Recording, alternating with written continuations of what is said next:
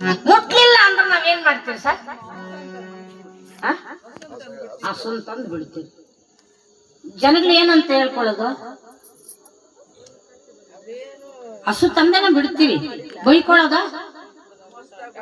ಅಯ್ಯೋ ಯಾರಿಗೂ ಅವನು ಊಟ ಹಾಕಿಲ್ಲ, ಕಾಗೆಗೂ ಆಗಂದಿಲ್ಲ, ಅಯ್ಯೋ ಪಾಪಿ ಬಿಡು ಅವನಿಗೆ ಕಾಗೆನೇ ಮುಟ್ಲಿಲ್ಲ ಅಂತ. ಸುಳ್ಳು ಸರ್, ಅದು ಬೈಕಿ ಇರುತ್ತೆ ಸರ್, ಏನಾದ್ರೂ ಆಸೆ.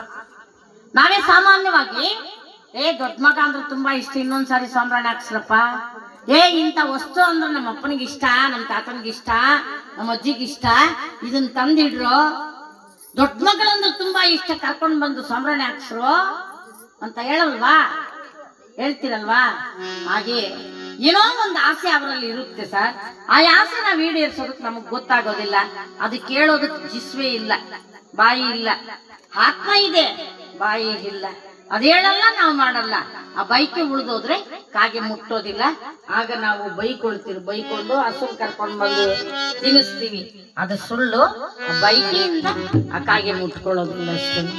ಈ 5 ಪ್ರಾಣಿಗಳು ಸೇರಿ 3 ದಿನದಲ್ಲಿ ಬಾಗಿಲ ಮೇಲೆ ಕುಳಿತುಕೊಳ್ಳುತ್ತೆ.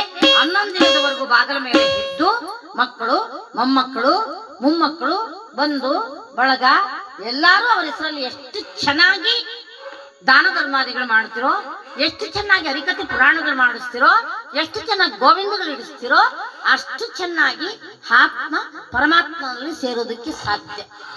ಇದುವರೆಗೂ ಆತ್ಮ ಬಾಗಿಲ ಮೇಲೆ ಇತ್ತು 11 ದಿನದ ಉತ್ತರ ಕ್ರಿಯಾದಿಯಲ್ಲಿ ಅಲ್ವಾ ಸರ್?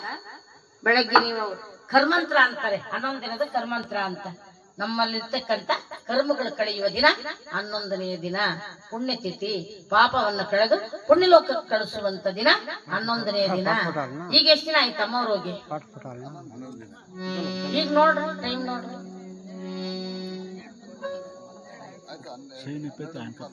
12 ಬುಕ್ಕಲ್ಲ ಐತಲ್ವ ಸರ್? ಎಷ್ಟು ದಿನ ಆಯ್ತು?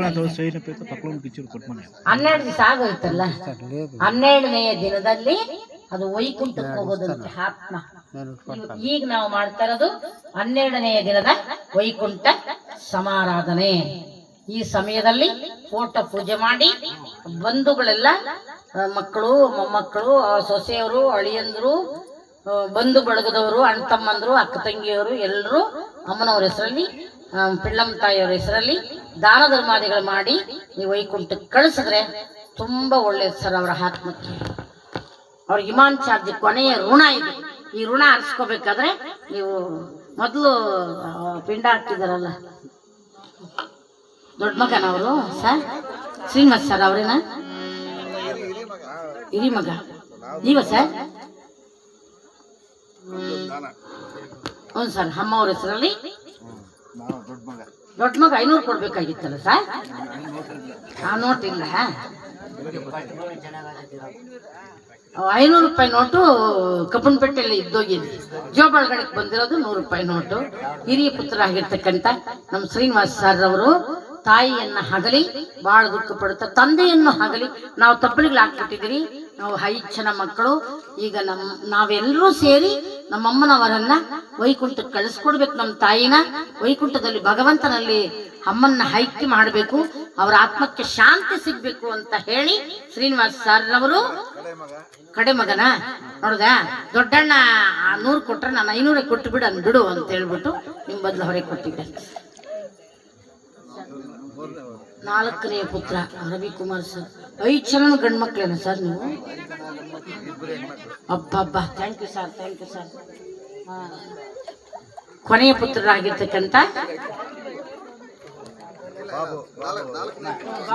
ಬಾಬು ಸರ್ ಅವರು. 4ನೆಯ ಪುತ್ರರಾಗಿರ್ತಕ್ಕಂಥ ರವಿಕುಮಾರ್ ಸರ್ ರವರು. ನೀವು ಸರ್ ನಟರಾಜ್ ರವರು. 3ನೇ ಪುತ್ರರಾಗಿರ್ತಕ್ಕಂಥ ನಟರಾಜ್ ರವರು.